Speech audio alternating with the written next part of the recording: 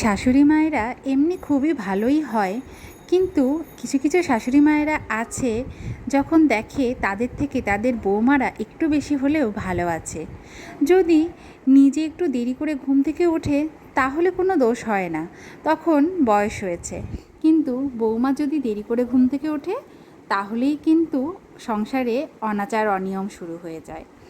আবার মাস গেলে শ্বশুরমশাই যখন পুরো মাইনেটা শাশুড়ির হাতে তুলে দেয় তখন নাকি দুজনে মিলেমিশে সংসার চালানো হয়, কিন্তু সেই একই কাজ ছেলে যখন তার বৌমার হাতে এসে মাইনেটা তুলে দেয় তখন হয় ছেলেকে নাকি বশ করেছে, মেয়ে একদমই ভালো নয়। শাশুড়ি মা বিকেলবেলা সারা দিন পাড়া টুলিয়ে আসলেও কোনো সমস্যা নেই, তাতে নাকি পাড়ার লোকেদের কুশল মঙ্গল সে আলোচনা করে বা তাদের খেয়াল রাখে বা কথাবার্তা বলে।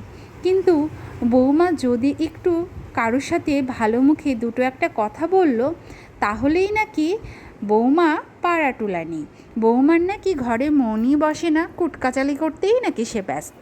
বৌমা যদি ঘরের পাশাপাশি চাকরিও করতে চায় তাহলেও নাকি সমস্যা, কারণ বৌমার নাকি ঘরে মনই বসে না, শুধু চাকরি চাকরি আর অফিস অফিস করে, সংসারটা সামলাবে কী করে।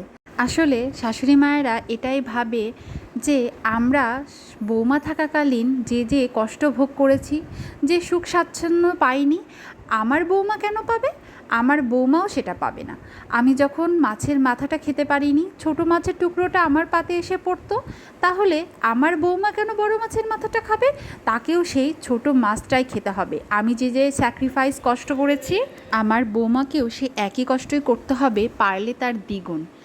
আমি তাই বলে বলছি না যে সব শাশুড়ি মায়েরাই খারাপ, এই শাশুড়ি মায়েরগুলো সেই আগেকার শাশুড়ি মা যাদের মেন্টালিটি এখনও পরিবর্তন হয়নি, সময়ের সাথে তারা নিজেকে পাল্টাতে পারেনি। তারা ভাবতেই পারে না যে বৌমা মেয়ে হয়ে উঠতে পারে, কিন্তু একটু খোঁজ করলেও কিন্তু দেখা যায় এখনকার যুগে খুব কমই আছে সেই সব শাশুড়ি যারা বৌমাকে বৌমা নয় মেয়ে করে রাখতে শিখেছে, বা তারা জানে যে বৌমাকে একটু মেয়ের মতো ভালোবাসা আদর দিয়ে রাখলেই কিন্তু সংসারটা সুখের হয়ে ওঠে।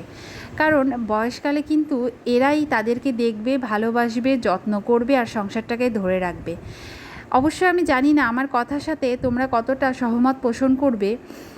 আমার শাশুড়ি মায়ের কথা যদি আমি বলি, আমি কিন্তু অনেক ভাগ্য করে এমন একজন শাশুড়ি মা পেয়েছি যে আমাকে সত্যি বৌমা নয় মেয়ে করে রাখে।